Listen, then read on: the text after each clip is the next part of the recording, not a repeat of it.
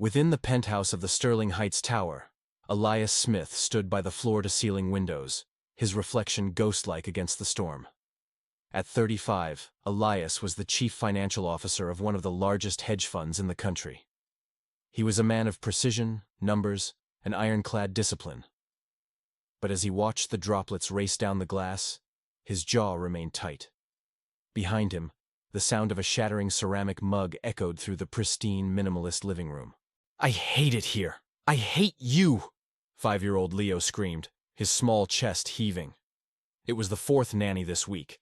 Mrs. Gable, a woman with 20 years of experience and a glowing resume, was currently trembling near the door, her coat already in hand. "I'm sorry, Mr. Smith," she whispered, her voice cracking. He's inconsolable. I've never seen a child with such resentment." Elias didn't turn around. He didn't have the words. Since the accident that had taken his wife, Elena, 18 months ago, his home had become a battlefield. He provided everything, the best toys, the finest private tutors, a home that looked like a museum. But he couldn't provide the one thing Leo screamed for in his silence: a reason to feel safe. Elias dismissed the woman with a sharp nod, and as the heavy oak door clicked shut, the silence that followed was heavier than the scream. He looked at his son, who had retreated to the corner of the velvet sofa, looking small and broken. Elias reached out a hand, but Leo flinched. The distance between them was only 6 feet, but it felt like a canyon. Elias retreated to his office, the glow of his triple monitor setup the only comfort he knew how to manage. He was a man who could balance a billion-dollar budget but couldn't balance his own heart. Outside, 3 blocks away, Clara Miller huddled under the overhang of a closed library. She wrapped her thin, damp cardigan tighter around her shoulders and pulled 6-year-old Maya closer to her chest. They were soaked to the bone. Clara had lost her job at the diner when it went bankrupt, and her apartment followed shortly after. For 3 weeks, they had been invisible. That was Clara's goal, to stay invisible so the system wouldn't take Maya away. "Mommy, I'm cold," Maya whispered, her teeth chattering. "I know, baby, I know. We're going to find a warm place, just a little further," Clara lied. Her throat burned with the effort of not crying. She looked at the towering skyscrapers, glowing like beacons of warmth and safety. She didn't want a palace. She just wanted a dry floor. As the wind picked up, Clara saw a flyer stuck to a dampened lamppost, partially torn but legible. "Live-in help needed. Immediate start. Sterling Heights." She didn't have a phone, a permanent address, or a reference that was still in business. But she looked at Maya's blue-tinged lips and felt a surge of desperate maternal fire. She took a breath of the freezing air and began to walk toward the tallest building in the skyline. The lobby of the Sterling Heights Tower was a cathedral of marble and gold. When Clara walked in, dripping water onto the polished floor, the security guard immediately moved to intercept her.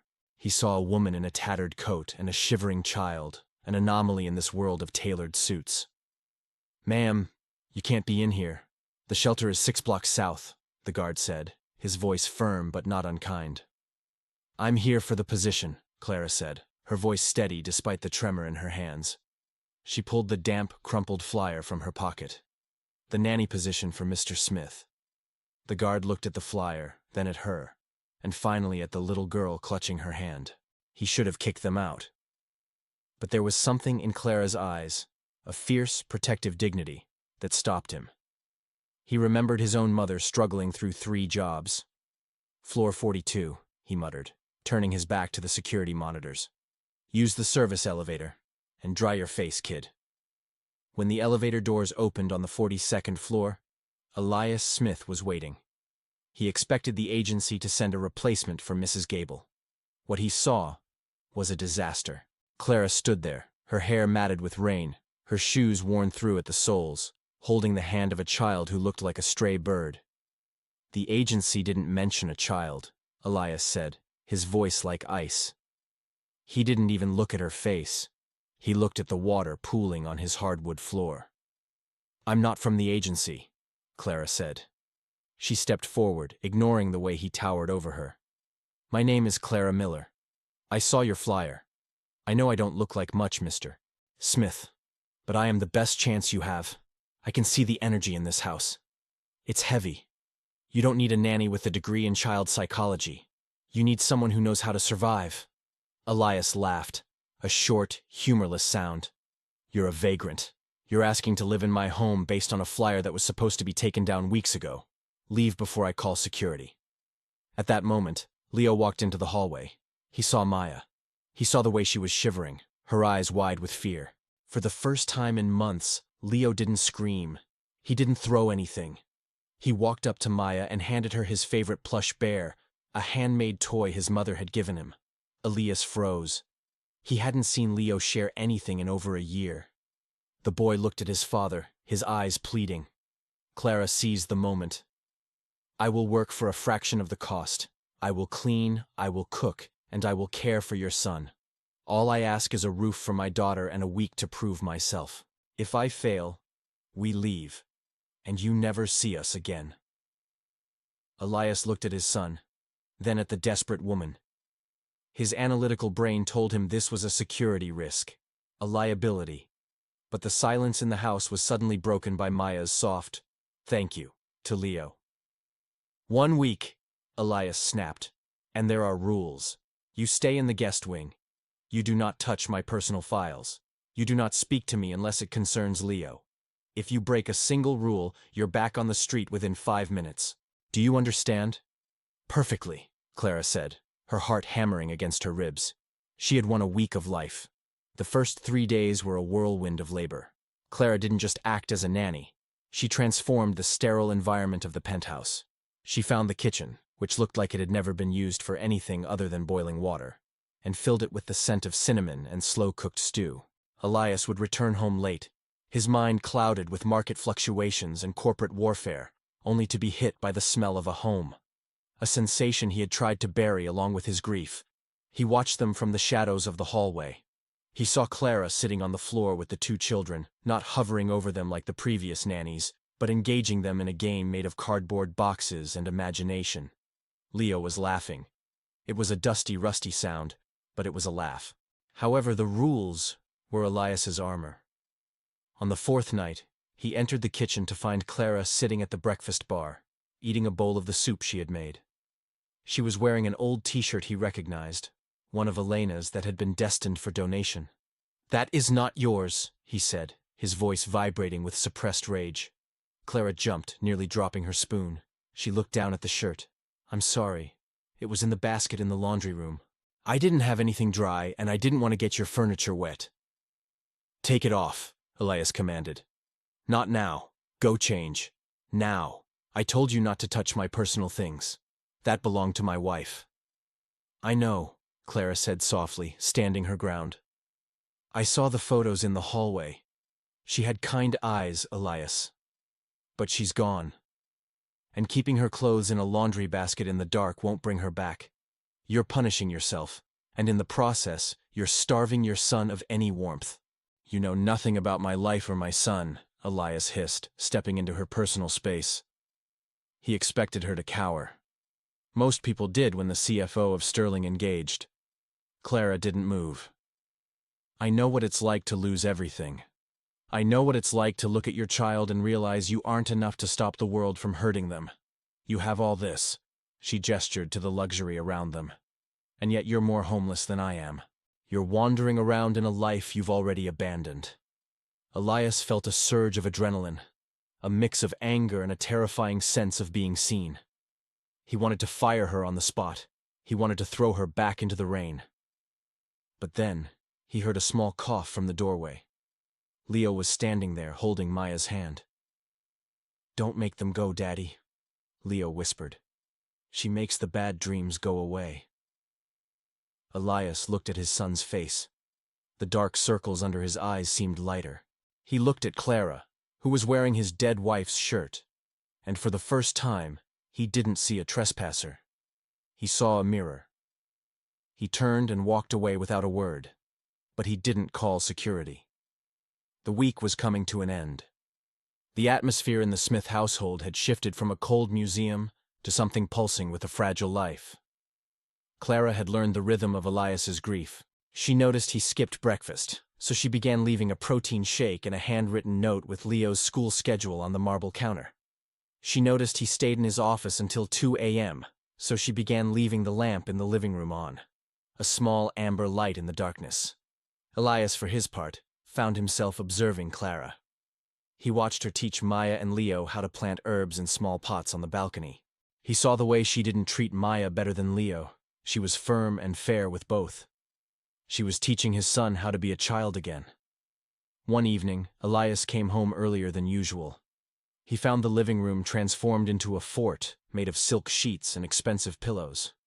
Clara was inside with the kids, reading a book by flashlight. "Is there room for a CFO in there?" Elias asked, the words feeling foreign in his mouth. The kids cheered. Clara looked up, her eyes bright with surprise. As Elias crawled into the makeshift tent, the proximity was startling. He could smell the soap she used, something cheap and floral, but it smelled better than any designer perfume. For an hour, the world of finance didn't exist. There were no stock options, no hostile takeovers. There was only a story about a dragon who just wanted a friend.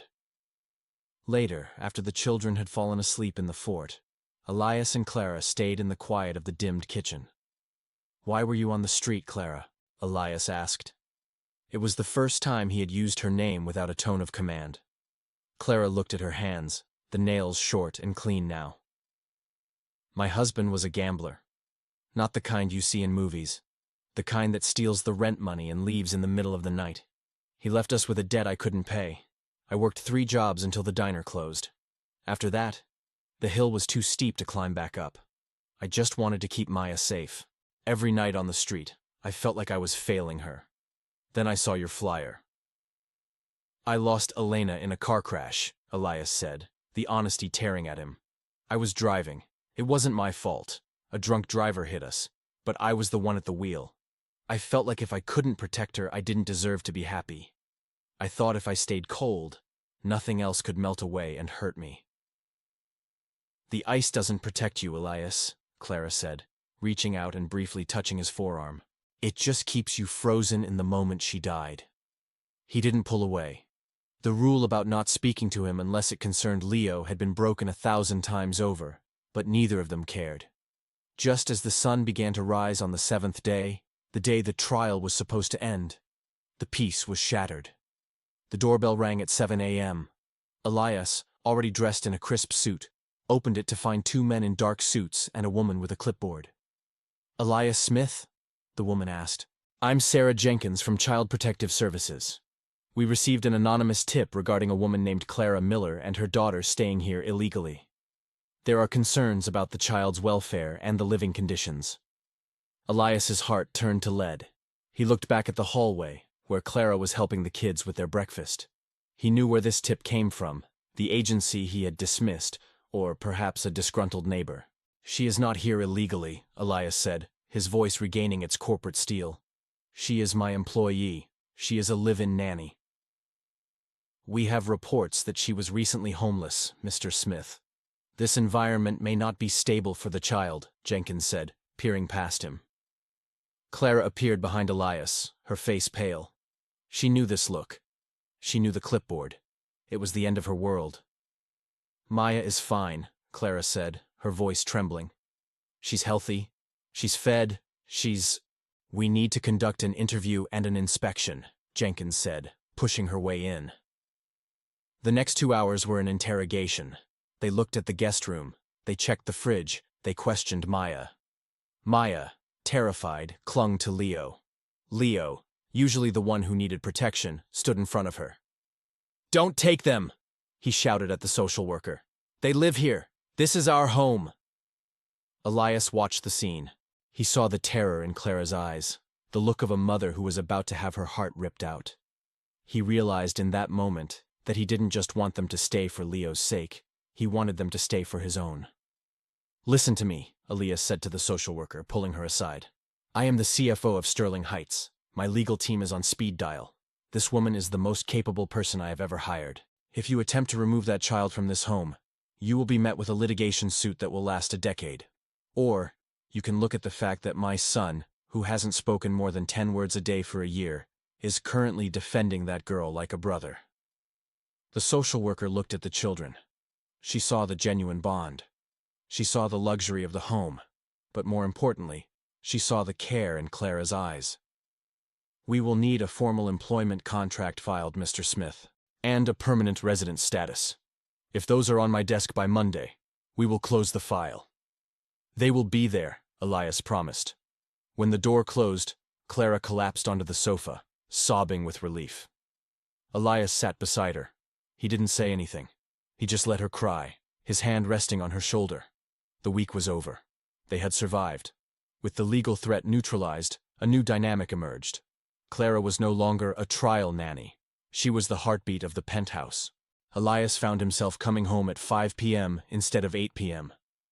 He started joining them for weekend trips to the park, though he still wore his expensive coats and looked slightly out of place among the other parents. One Saturday, they went to the Lincoln Park Zoo. The sun was out, a rare Chicago gift. Maya and Leo ran ahead to see the lions. Elias and Clara walked behind, the space between them shrinking. "You're different," Clara said, glancing at him. "Your shoulders aren't up to your ears anymore." "I had a board meeting yesterday," Elias said, a smile tugging at his lips. "I realized halfway through that I didn't care about the quarterly projections as much as I cared about whether or not we were going to get pizza or tacos tonight." Clara laughed. "Tacos. Definitely tacos. Leo has been practicing his taco dance all morning." "Clara," Elias said, stopping by a flower garden, "thank you for breaking the rules, for wearing that shirt, for not leaving when I was a monster." "You weren't a monster, Elias. You were just lost in the dark. I happen to be very good at finding my way through the dark." The moment was interrupted by Maya screaming. They both ran toward the sound. It wasn't a scream of pain, but of excitement. She had found a stray kitten under a bench. Leo was trying to coax it out with a piece of his sandwich. "Can we keep it, Dad, please?" Leo asked, his eyes wide. Elias looked at the tiny, bedraggled creature. It looked exactly like Clara and Maya had looked a few weeks ago. Lost, wet, and looking for a place to belong. "We have a lot of rules in that house, Leo," Elias said, looking at Clara. "But I think we can make room for one more who needs a home." That night, the penthouse felt different. It wasn't just a house. It was a sanctuary. But as Elias watched Clara tuck the children in, he realized his feelings were evolving into something he hadn't felt in a very long time. It was a terrifying, beautiful vulnerability. The corporate world, however, didn't care about healing hearts. The annual Sterling Gala was approaching, a night of high-stakes networking where image was everything. Elias was expected to attend with a suitable companion. In the past, he had gone alone or with a fellow executive. "I want you to come with me," Elias said to Clara one evening. Clara looked at her reflection in the darkened kitchen window. "Elias, I'm a nanny. I'm a woman who lived in a shelter a month ago. Your world. Those people. They will see right through me." "Then let them see," Elias said, stepping closer. "I don't want a socialite. I want the woman who saved my son. I want you." The night of the gala, Clara was transformed. Elias had arranged for a stylist to come to the penthouse. She wore a deep emerald gown that complemented her eyes, her hair styled in soft waves. When she stepped into the living room, Elias felt his breath catch. "You look incredible," he whispered. "I feel like a fraud," she admitted, her hands shaking. "Just stay with me," he said, offering his arm. "You're the strongest person in that room, Clara. Never forget that." The gala was a sea of black ties and diamonds. The whispers started almost immediately. "Who is she? I heard she was a runaway. Is that the nanny?" Elias ignored them all. He kept Clara close, introducing her as his guest and a key part of the Smith family. However, the night took a turn when Marcus Vance, a rival executive with a penchant for cruelty, approached them. "Smith, I heard you've taken an interest in charity work lately. Is it true your new companion was found on a street corner?" The table went silent. Clara felt the blood drain from her face. She felt the urge to run, to hide back in the shadows where she was invisible. Elias stepped forward, his eyes flashing with a dangerous light. "Marcus, Clara Miller has more integrity in her smallest finger than you have in your entire firm. She didn't come from a street corner. She came from a place of resilience you wouldn't survive for a day. If you ever speak of her with anything less than absolute respect, our firms will no longer be on speaking terms. Do I make myself clear? Marcus blanched, muttered an apology, and disappeared into the crowd. Clara looked at Elias, her heart soaring. He had protected her, not just with his money, but with his pride. "Let's go home," Clara whispered. "I miss the fort." Happiness, Elias had once thought, was a ledger that always eventually balanced itself out with a deficit. Just as the penthouse began to feel less like a gallery and more like a sanctuary, the wind in Chicago shifted, bringing a biting chill that had nothing to do with the weather. It was a Tuesday afternoon. The sky was the color of a bruised plum. Clara was walking Maya home from her new school, their fingers intertwined, discussing the merits of glitter versus sequins for a class project. The black sedan didn't just stop, it lurked. It pulled to the curb with a predatory smoothness that made the hair on the back of Clara's neck stand up. When the back door opened, a man stepped out who looked like a ghost of a life Clara had tried to bury. Julian was thinner than she remembered.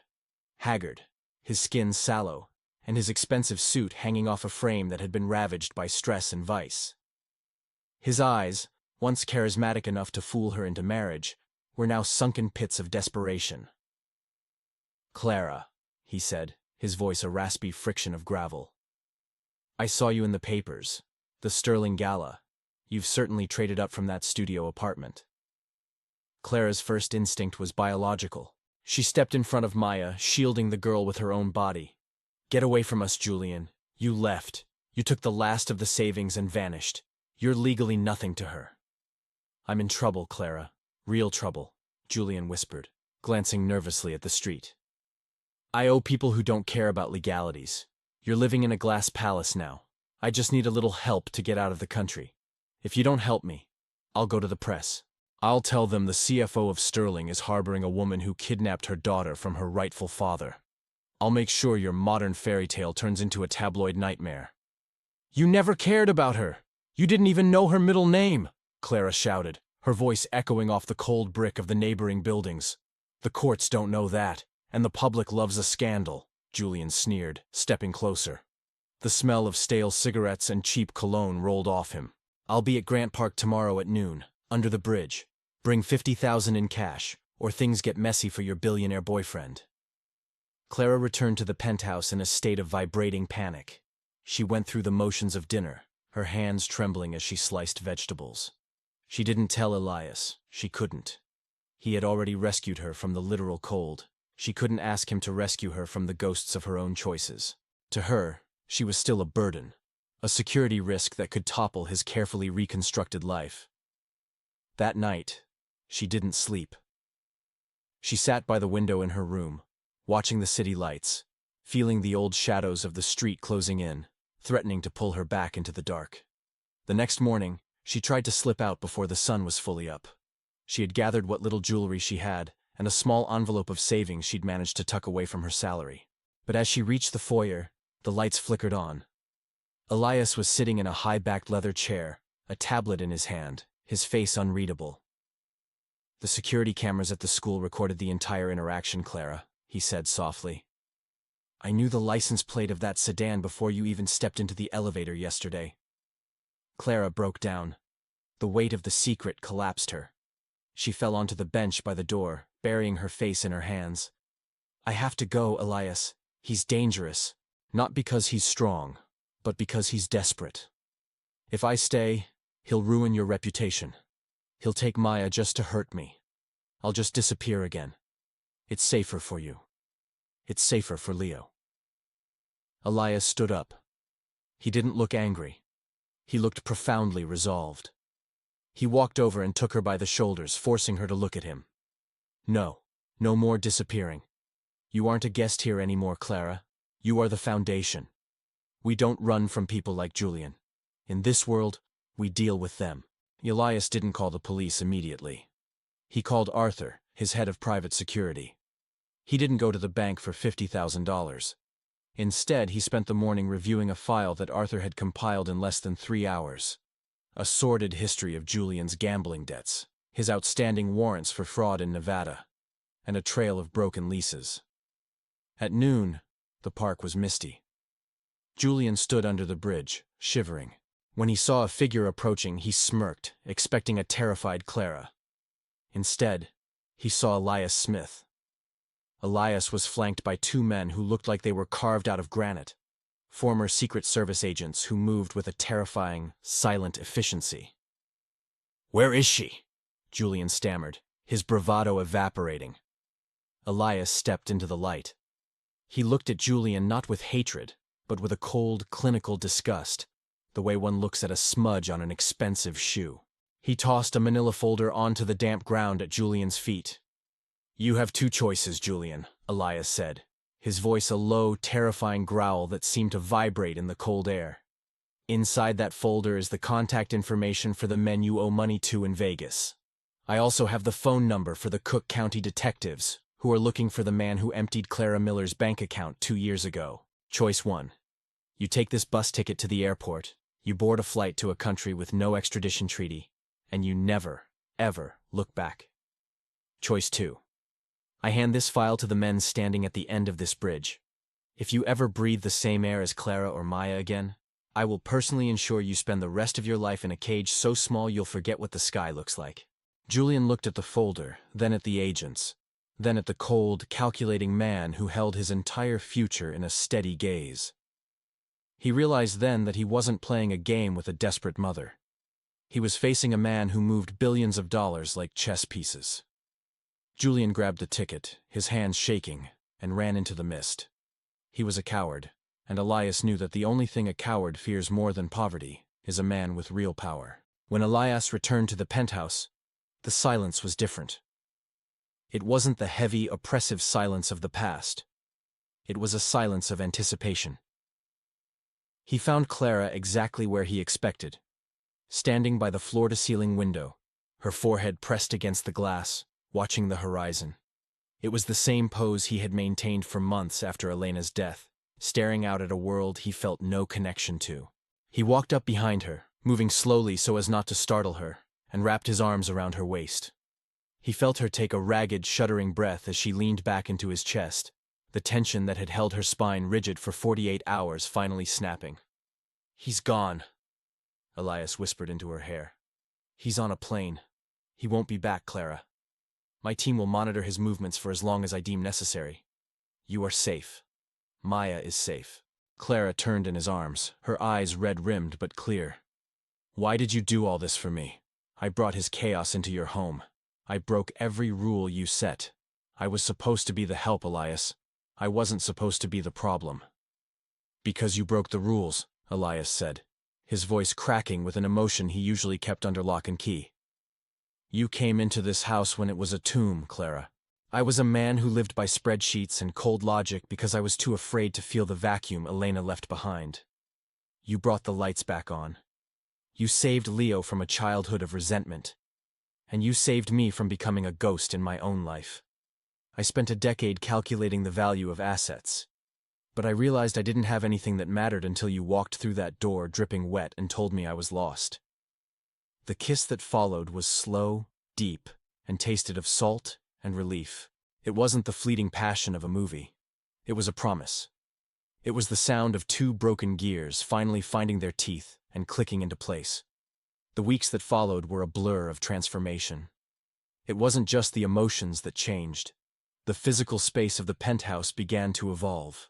Elias officially abolished the Nanny title. Clara was now a student, an apprentice, and a partner. He helped her enroll in a prestigious nursing program, recognizing the innate healing quality she possessed. He spent his evenings at the kitchen island, not looking at market reports, but helping her study anatomy, quiz cards spread out across the marble. The rules were replaced by traditions. Rule number 1. No one eats alone. They replaced the cold, minimalist dining set with a large, rustic oak table that showed every scratch and water ring. Signs of a life being lived. Maya and Leo became a formidable team. They weren't step-siblings or the employer's son and the nanny's daughter. They were simply Leo and Maya, two children who had found a sibling in the wreckage of their previous lives. However, there was one final shadow that needed to be addressed. On a crisp, clear Sunday, Elias drove them all to the outskirts of the city. He had avoided this place for a long time, usually coming alone and in the dead of night. But today, the sun was bright. They stood before Elena's grave. Elias laid a bouquet of white lilies, her favorite, on the stone. He stood there for a long time, the wind ruffling his hair. "I'm okay now, Elena," he whispered, loud enough for Clara to hear. "We're okay. You told me once that the hardest part of love isn't the beginning, but the continuing. I'm continuing now." He looked back at Clara, who was standing a respectful distance away, holding the children's hands. She looked at him with a gaze so full of understanding and lack of jealousy that it humbled him. He reached out his hand, and she stepped forward to take it. It wasn't about replacing the woman he had lost. It was about honoring her memory by being the man she always knew he could be, a man who wasn't afraid to love again. 1 year later. The Chicago winter had returned with its usual ferocity, but inside the Sterling Heights penthouse, the atmosphere was tropical. The floor-to-ceiling windows were frosted at the edges, but the heat from the fireplace and the glow of a dozen candles turned the living room into a golden cocoon. A massive 12-foot fir tree stood in the corner, decorated not by a professional designer this year, but by 4 pairs of hands. It was covered in mismatched ornaments, popcorn strings, and a star that was slightly crooked. Clara was exhausted but glowing. She had just finished her first semester of clinicals in her nursing program. She was no longer the woman who had to hide in the rain. She was a woman who was learning how to save lives. Maya was at the top of her class, her confidence having blossomed under the stability of her new home. And Leo? Leo was a revelation. The silent, angry boy was gone, replaced by a child who played the piano with a soulful intensity and who followed Mommy Clara around the house just to hear her hum.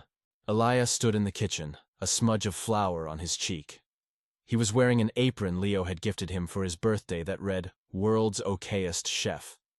He was attempting to prep a turkey for their first major holiday dinner, following a recipe Clara had painstakingly written out for him. "You're over-seasoning the stuffing again, Elias," Clara laughed, coming up behind him and snagging the sage jar from his hand. "Surplus isn't always the answer in cooking." "I'm a CFO, Clara. I'm hardwired for surplus," Elias joked, spinning her around and pulling her into his arms. The kitchen smelled of rosemary, toasted bread, and the scent of a life well lived. "Is the guest list set?" she asked, leaning her head against his shoulder. "Yes. Frank, the guard from the lobby, and his wife will be here at 6. I owe that man more than a dinner for not kicking you out that night," Elias said. "And Sarah Jenkins from CPS is coming for dessert. She says it's an official follow-up, but we all know she just wants a slice of your apple pie." They stood together, looking out at the skyline. The city lights twinkled like fallen stars. This was the same city that had once been a labyrinth of cold steel for a homeless mother and a glass cage for a grieving widower. Now, it was just a view. It had no power over them anymore. As the sun began to dip below the horizon, painting the snow-covered streets in shades of pink and gold, the children came barreling into the kitchen. The kitten they had rescued, now a sleek, pampered cat named Shadow, dashed between their legs. "Is it time? Can we open the early gift?" Leo shouted, his eyes dancing with excitement. "Not yet, pal," Elias said, scooping Leo up onto one shoulder while Maya clung to his leg. "First we have to do the most important part. We have to give thanks." They moved to the large oak table. It was set with the fine china Elias used to keep for board members, but tonight it was being used for family. They sat down and joined hands, Elias, Clara, Leo, and Maya. A perfect, unbroken circle. "I'm thankful for the rain," Maya said, her voice small but certain. "Because if the sky didn't cry that day, Mommy wouldn't have seen the paper on the pole, and we wouldn't have found our way to the big building." Leo looked at Clara, his eyes soft. "I'm thankful for the rules, especially the one about the shirt. Because that's when I knew you weren't going to leave like the others." Elias squeezed Clara's hand. "I'm thankful for the audacity of a woman who refused to be invisible. You taught me that the most valuable things in life can't be put in a vault." Clara smiled, a single tear of joy escaping and tracing a path down her cheek. "I'm thankful for a man who realized that a house is just glass and stone, until you fill it with the people you'd give everything to protect. I'm thankful we aren't invisible anymore. Outside, the wind howled, and the Chicago snow drifted against the glass of the Sterling Heights tower, cold and relentless. But inside, there was a warmth that no winter could touch. The homeless mom hadn't just broken the rules, she had rewritten them. She had proven that a fairy tale doesn't need magic or monsters. It only needs the courage to walk through a door and the strength to stay when the storm gets loud. They weren't just surviving anymore. They were home. And for the first time in both of their lives, the future wasn't something to fear. It was a gift they were finally ready to unwrap.